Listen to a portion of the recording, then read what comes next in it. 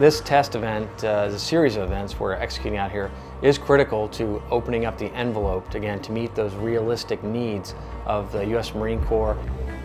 Shipborne capabilities are important for the F-35B because they're important for the Marine Corps.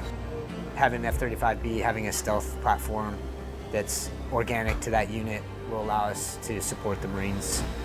I'm honored. I've never thought that I'd ever be a part of anything like this.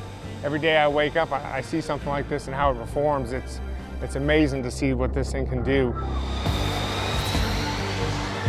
Certainly one of the more important things we're doing out here is operating the F-35B aboard an L-class ship at night.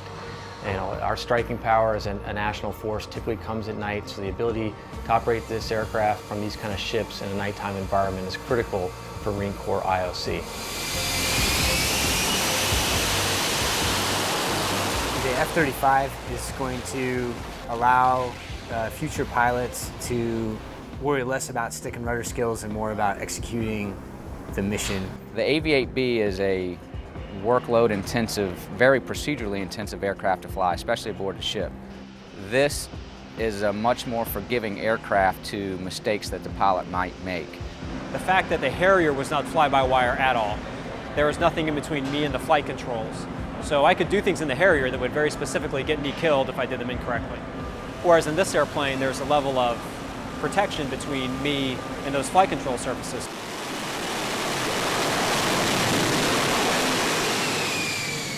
So in a mission, you know, up and away from the ship, that it's going to allow me to spend more time thinking about the tactical picture, thinking about how I'm going to support the Marines on the ground. It's been performing fantastic. It's been remarkable.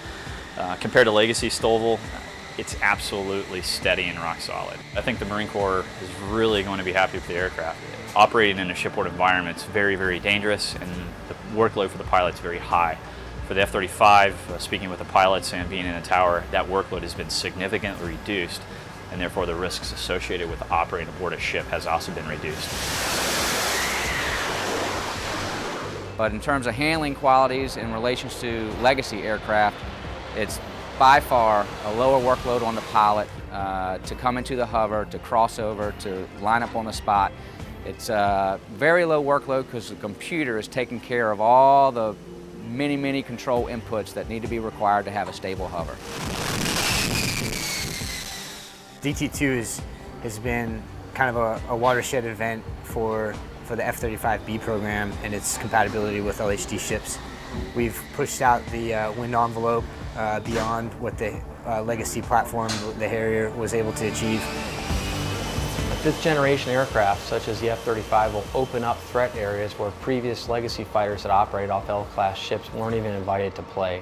So an F-35B operating from this type of ship really gives a joint warfighting commander different options to effect change in the world wherever it is necessary.